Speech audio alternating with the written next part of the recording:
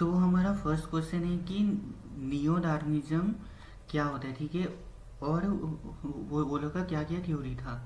तो मेरे लिए सवाल हमें ये पूछने बोल रहे कि जब हमारा चार्ल्स डार्विन जब थ्योरी ऑफ इवोल्यूशन को लेके आए, दी ओरिजिन ऑफ स्पीसीज, तो उसके जाने के बाद में क्या क्या मेन बदलाव हुए, ठीक है। तो जब भी क्वेश्चन आए तो आपको वहाँ पे 5 पॉइंट लिखना है, ठीक है। तो फर्स्ट है हमारा जीन म्यूटेशन, दूसरा वेरिएशन, तीसरा हेरिडिटी, चौथा नेचुरल सिलेक्शन, और फिफ्थ आता है आइसोलेशन, ठीक है। तो बारी बारी समझते हैं। तो फर्स्ट जीन म्यूटेशन क्या होता है, ठीक है। तो जीन म्यूटेशन मतलब कोई भी हमारा जीन है वहाँ पे एक रैंडम और सुडेन अल्टरेशन आ जाएगा, ठीक है। मतलब रैंडमली वो चेंज हो जाए, जैसे कि यहाँ पे आप देख सकते हैं कि ये डीएनए है, यहाँ से यूवी राइट आई और ये एक डीएनए स्टैंड को तोड़ दी, ठीक है। तो इसके वजह से क्या होगी, कुछ ना कुछ जीन हमें, मतलब कुछ ना कुछ हमें ट्रेड बदलता हुआ दिखेगा। मान लीजिए कि किसी का रंग था वाइट, तो अभी वो येलो हो जाएगा, ठीक है। ऐसा भी हो सकता है स्किन कलर में। मतलब एक्चुअली बोल सकते हैं जीन म्यूटेशन अगर होगा तो कुछ भी हो सकता है, ठीक है, वो ऑर्गेनिज्म के साथ, ठीक है। तो वो स्टूडेंट अल्टरेशन होता है और ये स्पॉन्टेनियस होता है नेचर में, मतलब ये नेचर में होता ही रहता है, ठीक है। हम लोग चाह के भी हम लोग इसे ये रोक नहीं सकते, मतलब कोई ना कोई निकल ही जाता है, ठीक है। स्पॉन्टेनियस इन नेचर, और इसकी वजह से वेरिएशन आता है, ठीक है। फिर वेरिएशन क्या हो सकता है, तो पहले मतलब डार्विन को यह अंदाजा था कि मतलब वेरिएशन तो होता है पर कैसे होता है, ठीक है। तो आज हम लोग ये जानते हैं कि जो क्रॉसिंग ओवर होता है, कि मान लीजिए कि ये तो क्रोमोजोम है और ये तो क्रोमोजोम है, ठीक है। जब ये आपस में आएंगे तो यहाँ पे क्रॉसिंग ओवर होता है, ठीक है। मतलब मान लीजिए कि ये अगर, कि मान लीजिए कि अगर ये और एक तो क्रोमोजोम है, तो ये बाद में जाके मेनली ये ऐसा होता है, ठीक है। ऐसा करके, ऐसा करके, ठीक है। तो ऐसे करके जो यहाँ पे होता है उसको हम क्रॉसिंग ओवर बोलते हैं, ठीक है। मतलब एक चीज का क्रोमेटिक दूसरे के ऊपर में आ जाए, ठीक है। और ये क्रॉसिंग ओवर भी हमें वेरिएशन का ये कॉज होता है, ठीक है। यहाँ पे लिखा हुआ है क्रॉसिंग ओवर में गेन और लूज ए जीन, ओके। और साथ साथ हमें ये भी वेरिएशन देखने को मिलता है कि सेट ऑफ जो जो जो क्रोमोजोम है वो एक ज़्यादा हो जाएंगे या कमती हो जाएंगी, ऐसा भी वेरिएशन आ सकता है। फिर थर्ड आता है हेरिडिटी, ठीक है। तो आपको पता होगा कि डार्विन बहुत पहले अपना ये पब्लिश किए थे, पर उसके बाद में ये जॉर्ज मेंडल आए जो अपना ये मेंडेलियन जेनेटिक्स को सामने रखे, जहाँ से हमें ये पता चलता है कि पेरेंट्स टू ऑप्शनिंग कैसे कैरेक्टर जाते हैं, ठीक है। कुछ कुछ कैरेक्टर ये फेवर में होते हैं, वो ऑफस्प्रिंग का हेल्प करते हैं। पर कुछ कुछ कैरेक्टर ऐसे होते हैं जो लोग का मतलब एडेप्टेशन ही खत्म कर सकते हैं, ठीक है। ऐसा भी हो सकता है हेरिडिटी में, ठीक है। वो हमें बाद में पता चलना जब मैंडेलियन आए। फिर फोर्थ आता है नेचुरल सिलेक्शन। वो हमें ये बताया था कि न्यू एडेप्टेशन ये कैसे है, ठीक है। पॉपुलेशन और जीन फ्रीक्वेंसी चेंज कैसे होता है, और एक्चुअली नेचुरल सिलेक्शन को हम लोग मतलब आर्टिफिशियल सिलेक्शन हम उसको कैसे कर सकते हैं, ठीक है। ये भी होता है, जैसे कि आप यहाँ पे देख सकते हैं कि जिनका भी बड़ा बड़ा मतलब ये आया नेक आया, वो जीरा आराम से खा पी सकते थे। पर जो जो छोटे छोटे थे वो वहाँ पे मर गए, क्योंकि वो लोग कुछ खा नहीं पाए, क्योंकि वो लोग नेचर के हिसाब से चेंज नहीं हो पाए, ठीक है। उनका एडेप्टेशन ये था। और फिर बता रहा आइसोलेशन, ये सबसे मोस्ट इम्पोर्टेंट है। ये मतलब मान लीजिए कोई स्पीसीज है जो एक साथ रहती थी पहले, पर बीच में कोई ज्योग्राफिकल आइसोलेशन के कारण वो लोग अलग अलग हो गए, ठीक है। फिर कुछ समय के बाद में वो लोग अपना जेनेटिक म्यूटेशन करेंगे, ये दोनों अलग अलग, फिर ये दोनों ही एक नया स्पीसीज बनाएंगे, ठीक है, अपने ही जून फूल से। तो ये आपका बहुत ये मोस्ट इम्पोर्टेंट है, ठीक है, ये आइसोलेशन और ये जीन म्यूटेशन, ठीक है।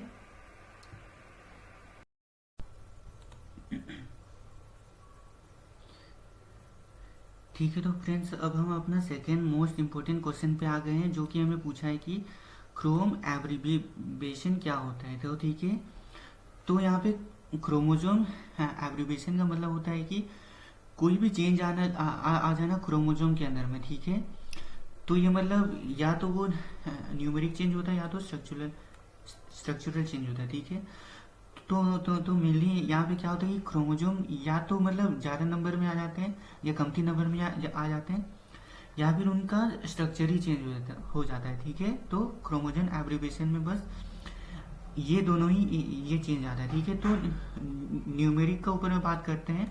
ठीक है, इसको हम बाद में करेंगे, फर्स्ट हम न्यूमेरिक करते हैं। ठीक है, तो न्यूमेरिक भी टू टाइप्स का होता है। ठीक है, फर्स्ट होता है एनाप्लॉइड और दूसरा होता है पोलीप्लॉइड। तो नाम से आपको समझ जाना चाहिए कि ये पोलीप्लॉइड है, मतलब यहाँ पे एक से ज्यादा होंगे। ठीक है, तो मतलब ऐसा क्रोमोजोम एब्रीविएशन जहाँ पे मतलब मेनली पेयरिंग में ये आ रहा होगा। ओके, एक या एक से ज्यादा हो रहे होंगे। फॉर एग्जाम्पल मान लीजिए कि हमारे पास 2n क्रोमोजोम है, पर एक्चुअली किसी किसी के पास 3n कि 4n अगर आ जाएंगे। ठीक है, क्रोमोजोम मतलब मान लीजिए कि हमारा 48 है, तो किसके पास 24 होंगे और किसके पास 56। ठीक है, तो हमारा मतलब 2n 3n 4n करके बढ़ता है। वही एनाप्लॉइड में क्या होता है कि एक दो ही मतलब एक्चुअली चेंज आता है। ठीक है, पेयरिंग में यहाँ पे चेंज नहीं आता है। तो यहाँ पे आप देख भी सकते हैं कि इतना क्रोमोजोम है, पर यहाँ पे और तो पेयर जुड़ जाते हैं, तो उसको हम लोग ये बोलते हैं, मतलब इधर एक्चुअली यहाँ पे मेनली और तो पेयर अगर जुड़ जाते हैं तो हम लोग उसको पोलीप्लॉइड बोलते हैं। और एनाप्लॉइड में क्या होता है कि एक तो ज्यादा आ जाता है। ठीक है, तो उसको हम लोग एनाप्लॉइड बोलते हैं। ठीक है, फिर एनाप्लॉइड भी टू टाइप्स के होते हैं। ठीक है, तो फर्स्ट आता है अगर वो क्रोमोजोम को लूज किए। ठीक है, तो हम लोग उसको हाइपरप्लॉइडी बोलेंगे। अगर वहाँ पे क्रोमोजोम ऐड हुए तो हम उसको हाइपरप्लॉइडी बोलेंगे। ठीक है, तो यहाँ पे क्रोमोजोम लूज होते हैं, यहाँ पे क्रोमोजोम ऐड होते हैं। तो मेनली इनका जो नेमिंग होता है वहाँ पे माई लगता है। ठीक है, आखिरी में, जैसे कि मोनोजोमाई, नलीजोमाई, ट्राइजोमाई, टेट्राजोमाई। ठीक है, यहाँ पे मोनोजोमाई का मतलब एक टर्म। ठीक है, नलीजोमाई का मतलब -2 और ट्राइजोमी का मतलब है एक ज्यादा। ठीक है, और टेट्राजोमी का मतलब 2 ज्यादा। तो मेनली यहाँ पे 2n वाला कुछ नहीं होता है। 2n वाला मेनली जनरल केस है। ठीक है, वो 2n को पकड़ के या तो +1 होगा या तो -1 होगा या तो +2 होगा या -2 होगा। ठीक है, तो एक्चुअली जो 2n होता है वो मेनली मिडिल में रहेगा। ठीक है, ये हमारा न्यूट्रल है। तो उससे अगर एक कम होगा तो मोनोजोमी, उससे 2 कम होगा तो नलीजोमी, अगर एक ज्यादा होगा तो ट्राइजोमी, अगर दो ज्यादा होगा तो टेट्राजोमी। ठीक है, तो ये हमारा एनाप्लॉइडी का एग्जाम्पल है। और पोलीप्लॉइडी में क्या होता है, मेनली जो हमारा 2n है। ठीक है, अगर उससे कमती होता है, सिर्फ एक n होता है, तो हमारा मोनिप्लॉइडी बोला जाता है। ठीक है, ये मेनली आपका 20 का ये सेक्स डिटर्मिनेशन में देख रहे हो कि वहाँ का जो मेल होता है उनके पास सिर्फ ये n नंबर ऑफ ये क्रोमोजोमी होते हैं, वही जो फीमेल होते हैं उनका ये 2n होते हैं। ठीक है, ये आपने उधर देखा होंगे। ठीक है, फिर आता है हमारा ट्राइप्लॉइडी जहाँ पे 3n होते हैं, फिर टेट्राप्लॉइडी जहाँ पे 4n होते हैं, हेक्साप्लॉइडी में 6n होते हैं। ठीक है, यहाँ पे 6n लिखा हुआ 6n होते हैं। ठीक है, तो ऐसे करके मेनली जो हमारा न्यूमेरिकल एब्रीविएशन होता है वो एक्चुअली काम करता है। ठीक है, अब फिर आता है कि स्ट्रक्चरल एब्रीविएशन क्या होता है। ठीक है, तो मेनली जो आपको स्ट्रक्चरल, एक सेकेंड, ठीक है, तो मेनली यहाँ पे स्ट्रक्चरल चेंज आता है। ठीक है, क्रोमोजोम के अंदर तो मेनली आपका 4 टाइप्स में ही होते हैं। ठीक है, फर्स्ट होता है या तो वो डिलीट होगा, या तो ये डुप्लीकेट होगा, या तो उसका इन्वर्सन होगा, या तो उसका ट्रांसलोकेशन होगा, ठीक है। तो इन चारों के आधार पर हम लोग स्ट्रक्चरल जो एब्रिवेशन होता है क्रोमोसोम का वो हम लोग बांधते हैं, ठीक है। तो मिलने अगर डिलेशन होता है कि मान लीजिए कि आपका क्रोमोसोम है ऐसे करके रखा हुआ है, वहाँ से जो ये ब्लू वाला है वो गायब भी हो जाता है, ठीक है। पूरा पूरा मतलब एक्चुअली उड़ ही जाता है, ठीक है, कुछ म्यूटेशन की वजह से। तो उसके वजह से डिलेशन आता है, वो आपका स्ट्रक्चरल डिलेशन के अंदर में आता है, ठीक है। और इसके कारण क्री डू चैट सिंड्रोम ये देखने को मिलता है, ठीक है। मतलब उनका मानसिक विकास अच्छा भी नहीं होता, ठीक है। फिर ये एंजलमैन सिंड्रोम भी होता है। तो मेनली यहाँ पे मतलब आप देख रहे हैं कि वो लोग हमेशा हंसते रहेंगे, ठीक है, ऐसा भी होता है। फिर आता है स्ट्रक्चरल, ओके, जहाँ पे ये रिलेशन होता है कि मान लीजिए कोई मतलब ये क्रोमोसोम है, वहाँ से कुछ पूरा पूरी डिलीट ही हो जाए, मतलब ये डुप्लीकेट हो जाए। जैसे कि मान लीजिए ब्लू पॉइंट है, इसका मतलब दो दो डुप्लीकेट बने, ठीक है, म्यूटेशन की वजह से। तो उसके वजह से चेंज आता है, उससे हम ये कहते हैं, ठीक है। तो हमारा चारकोल मैरी टूथ ये सिंड्रोम उसके वजह से होता है, जहाँ पे मतलब जो ये होता है, मतलब जो फेस होता है वो बहुत मतलब बेंड हो जाता है, ठीक है। तो मेनली मतलब ये डिलीशन से बहुत कमती खतरनाक होता है, ठीक है। ये डिलीशन से बहुत ज़्यादा ये सेफ होता है, ऐसा बोल सकते हो। और इवोल्यूशन में भी बहुत ज़्यादा हेल्प करता है, ठीक है, कुछ म्यूटेशन को लाने में। फिर आता है इन्वर्सन होना। तो मेनली जब क्या बोलते हैं कोई क्रोमोसोम वो पूरा पूरी मतलब इन्वर्ट हो जाए, ठीक है, तो उसे हम ये इन्वर्सन के अंदर में गिनते हैं। तो वो भी टू टाइप्स का होता है, एक होता है पैरासेंट्रिक, एक होता है पेरीसेंट्रिक। पेरीसेंट्रिक में क्या होता है कि वो जो सेंट्रीमियर के साथ वो एक्चुअली इन्वर्स होता है, ठीक है। और पैरासेंट्रिक में क्या होता है कि वो बिना सेंट्रीमियर के बिना इन्वर्स होता है, ठीक है। यहाँ पे आप यहाँ पे आप देख सकते हैं कि यहाँ पे मेनली इसका इन्वर्स मतलब हुआ नहीं है, ठीक है, सेंट्रोमियर का इन्वर्स हुआ नहीं, सेंट्रोमियर अपने जगह में, यहाँ पे बस इसका इन्वर्स हुआ है, ठीक है। तो ये हमारा पैरासेंट्रिक में है। पर यहाँ पे ध्यान से देखिए कि यहाँ पे सेंट्रोमियर है वो पूरा पूरी एक्चुअली इन्वर्स हुआ है, ठीक है। तो ये हमारा पेरीसेंट्रिक इन्वर्जन में आता है, ओके। तो इसे काम करता है। फिर सबसे आखिरी में होता है ट्रांसलोकेशन, जहाँ पे बस जीन अपना जो ये स्पेस है वो बस अपना बदलता है, ठीक है। तो मेनली आप ये इसको क्रॉस लिंकेज में आपने इसे देखा होगा, क्रॉस ओवर में, ठीक है। तो मेनली दो क्रोमोसोम एक साथ आते हैं और यहाँ पे ये क्रॉस ओवर होता है और एक का इधर और एक का इधर चले जाते हैं, ठीक है। यहाँ पे आप देख सकते हैं, यहाँ पे ब्लू स्ट्रिप है, यहाँ पे ऑरेंज स्ट्रिप है। तो यहाँ से ये मतलब इधर चले जाते हैं, ठीक है, बस अपना लोकेशन चेंज करते हैं। यहाँ पे ज़्यादा कुछ है नहीं, ठीक है। तो मेनली ये सबसे ज़्यादा खतरनाक होता है, ठीक है, ये डिलीशन होना, उससे ज़्यादा खतरनाक डुप्लीकेशन होना, उससे ज़्यादा खतरनाक इन्वर्सन होना। क्योंकि यहाँ पे मतलब कुछ भी मतलब ये जेनेटिक में चेंज नहीं आ रहा, ठीक है। जो जीन है वही का वही है, बस अपना या तो डुप्लीकेट हो रहे, या तो इन्वर्स हो रहे, या तो अपना लोकेशन बदल रहे, ठीक है।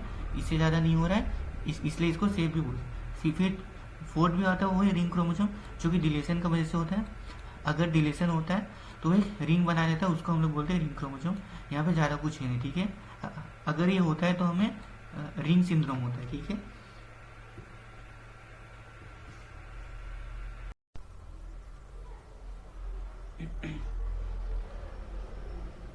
ठीक है, तो हमारा नेक्स्ट जो क्वेश्चन है वो ये पूछता है कि म्यूटाजेनेसिस होता क्या है और कितने तरह के म्यूटेशंस होते हैं, ठीक है। तो फर्स्ट आपको ये तो पता हो कि म्यूटेशन क्या होते हैं। म्यूटेशन का मतलब होता है एक random change in DNA material, ठीक है। मतलब कोई भी डीएनए है, अगर उसमें कोई भी रैंडम चेंज आता है तो उसे हम म्यूटेशन कहते हैं, ठीक है। और म्यूटेशंस क्या होते हैं, वो एजेंट्स जो म्यूटेशन कॉज करते हैं, ठीक है।